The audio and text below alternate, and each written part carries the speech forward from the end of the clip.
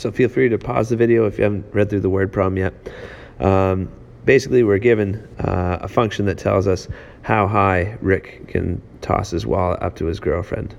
The question is, will his girlfriend have 0, 1, or 2 chances to catch the wallet? Because if you've studied quadratics before, when a, the leading coefficient, is negative, the quadratic makes this type of path on a graph.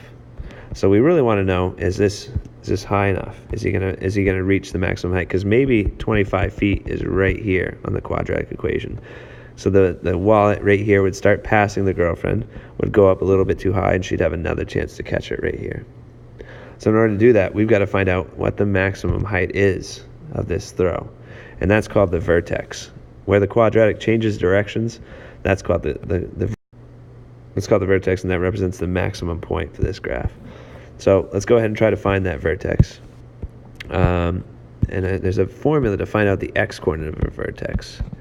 X equals negative b over 2a. Where again, a is the first coefficient, b is the second, c is the third. So in this case, our b is 35, so I'm going to plug negative 35 divided by 2 times a. In this case, a is negative 16.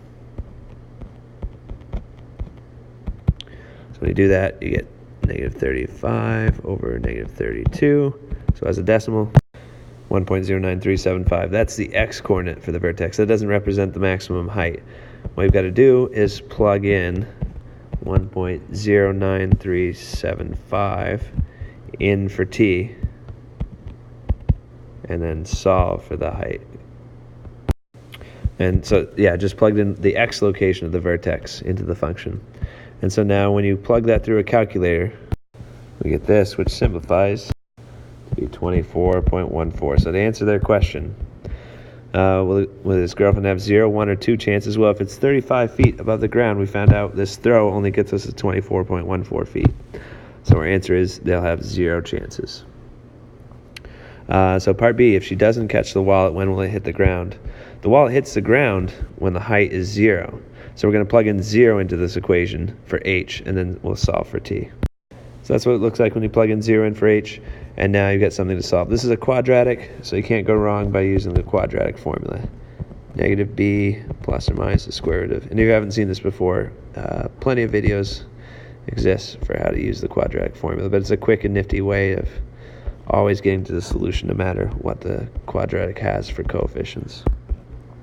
So that's what everything looks like when you plug it in the quadratic formula.